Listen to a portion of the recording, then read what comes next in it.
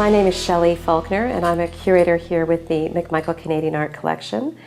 And my colleague, Shawana, curator here too, are authors of this new book, Stones, Bones, and Stiches, Storytelling Through Inuit Art.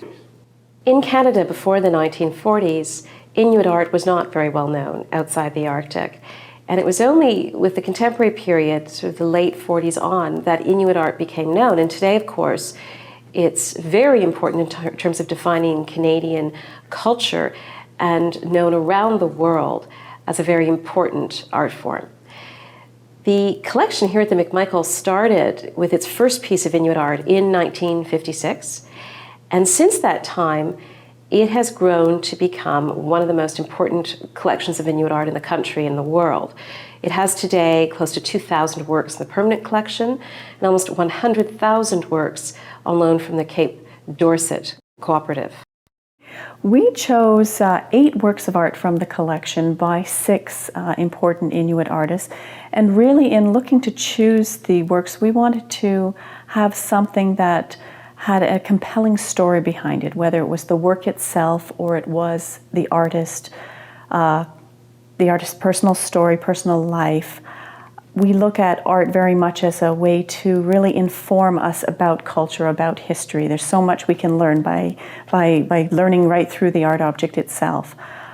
A wonderful example of this is the work of David Rubin Pictuchin entitled Alak. And an alak is an evil spirit. And the story behind this piece is a man and a woman were traveling out in the winter, and the woman was pregnant. They stopped while the woman gave birth, and she was very weak afterwards, and they were not able to feed the children or care for them properly, and they needed to go on to find help. So they buried the children in the snow and went on with their journey. Well, these evil spirits came into the lifeless bodies of the children and brought them to life. Their heads grew to an enormous size, their eyes grew wide, these big smiling teeth, and these tiny, tiny legs.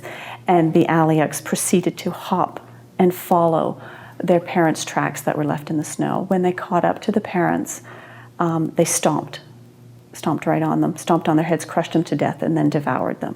So it's really quite a gruesome story. And David has taken this legend and you can see it right there in the piece, the front of it with the smile, the back that has the heads of the mother and the father carved into it as well. So it's just really such a graphic rendition of this quite harrowing legend.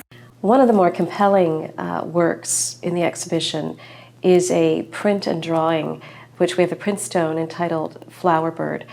And the wonderful thing about Kanojua Gashevak, who is probably one of Canada's most famous Inuit artists, is that it probably summarizes in many ways some of the key features and maybe important aspects of Kanojuak's work. That central bird, which are often owls, but not always, and also this bird that seems to come out of her imagination. It's not a real bird from nature. It's not a bird from a legend. It seems to be a bird from her own inner imagination. And often these birds are tied to her own understanding of Inuit mythology and the land. And as she says, I do not really consider myself a drawer or an artist or a sculptress or whatever.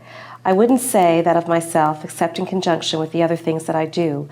I would say, well, yes, I draw and I sculpt and I do appliqué, embroidery, and needlepoint. I don't put any aspect of my experience first as the main thing.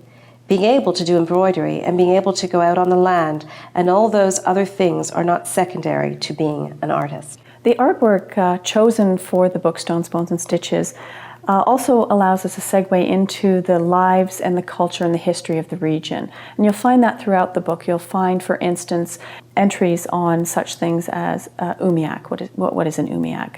Form of transportation, a large boat that held 30 or 40 people, and this comes into play when you're looking at a work like The Migration, where Joe Talarunali is talking about something from his past that allows us to explore what's it like to travel, how do you travel in the Arctic, how do that many people get around, what is it like, what's the story there. One of the important works in the exhibition is a print by Kinoshwaka entitled Talaleyu, which means sea goddess and owl in English. And she's probably one of the more important goddesses in Inuit mythology because she controlled the hunt. And of course, the Inuit depended on her, or depended on the hunt for survival. Once in times long past, people left the settlement of Quigmurtuck in Sherman Inlet. They were going to cross the water and had made rafts of kayaks tied together. They were many and were in haste to get away to new hunting grounds, and there was not much room on the rafts they tied together. At the village there was a little girl whose name was Nulyajuk. She jumped out on the raft together with the other boys and girls, but no one cared about her, no one was related to her, and so they seized her and threw her into the water. In vain she tried to get hold of the edge of the raft. They cut her fingers off, and lo, as she sank to the bottom, the stumps of her fingers became alive in the water and bobbed up around the raft like seals. That was how the seals came.